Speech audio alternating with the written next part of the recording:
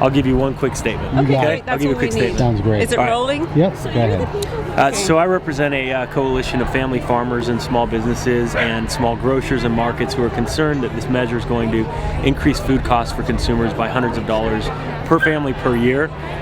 We're concerned that this measure is full of loopholes. For instance, it exempts more than half of the foods we eat, foods at restaurants, foods like dairy, milk, cherry, even some organic foods, poultry, meats are exempt. We don't think it makes sense. Food sold in restaurants, alcoholic beverages are all exempt.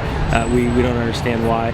And lastly, we're concerned this is going to open up a flood of lawsuits against small family farmers and businesses. It was written, the official proponent is a trial lawyer that has made, if you go to the Attorney General's website, he's made millions of dollars suing small businesses, pursuing frivolous lawsuits over the last 10 years. He snuck a provision in this measure that would allow him to go after these small family farmers and grocers, increasing their costs and ultimately increasing our food costs by hundreds of dollars a year.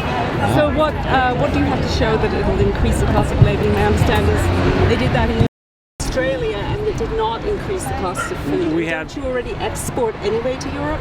Well, if you look at the cost of these lawsuits, for one, there's a very similar provision that the proponent of this filed, Proposition 65.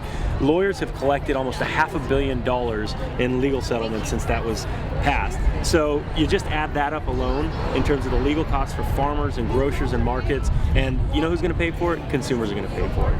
So at the end of the day, this is a dialogue about the proposition, not about these easy-sounding slogans, the right to know. This is about the right to know what's in this ballot measure. And what's in this ballot measure are a lot of hidden provisions and loopholes that don't make any sense and that are going to increase our food costs. So do you think it's appropriate for people to eat food that has not been tested by the FDA without labeling on it?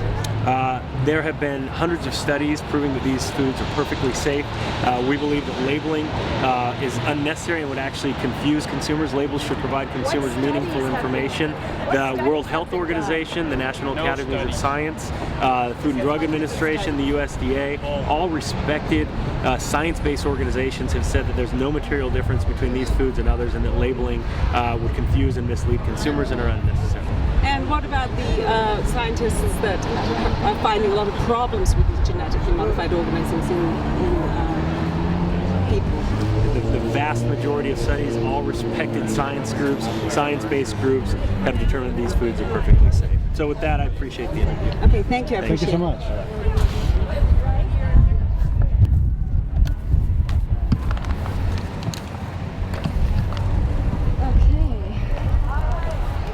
Him in the background. Move over a little bit.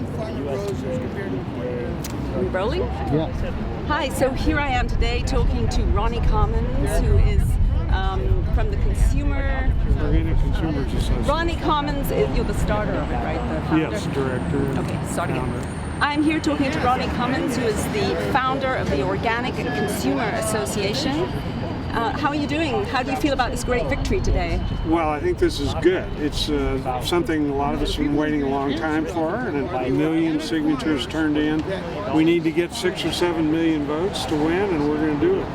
And what do you think this guy behind us here, who represents, I'll tell you in a minute, the Stop the Costly Food Labeling proposition? They're saying that it's going to cost a lot more for consumers. If we get this labeling, we're going to have to pay more. Could you speak to that, please? Yes, well, for example, in the European Union, which is the largest agricultural and food market in the world, labeling genetically engineered foods did not raise the cost of food. What it did was prevented companies from misleading consumers in the European Union about what was in their food. The Attorney General's office in California has ruled legally, it'll be written in the ballot initiative, that at most enforcing this regulation is going to cost $1 million a year or 3 cents per California resident. So it's not going to raise the cost of food, but it's going to raise the cost of lying to consumers on the part of food companies considerably. I see, and I also understand in Australia they have labeling, and that also did not significantly raise the cost of food in Australia. Is this the case? Exactly, and I mean, food companies change their labels every year or so anyway. They print new labels. They'll simply face the decision of, are they going to put on their label and, within the next year after November that they contain genetically engineered ingredients or not. The cost of that is not going to cost them anything, but it's going to cost them a lot in terms of their public reputation if they don't clean up their act and get these genetically engineered ingredients out. Okay, thank you very much. Thank you. See, I have one question. We're asking for a small label to appear on packages of foods that contain genetically engineered ingredients. Cost estimates show that it will cost the average Californian 3 cents, less than 3 cents for a stick of gum.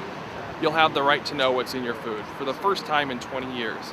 This will take back an abomination that was started in 1992 when Michael Taylor, a former Monsanto lobbyist and super lobbyist and now current food safety czar at the FDA, he helped write a regulation called, basically stated there was no material difference between foods that have been genetically engineered in laboratories and those that have been traditionally bred and raised and fed to humans for thousands of years.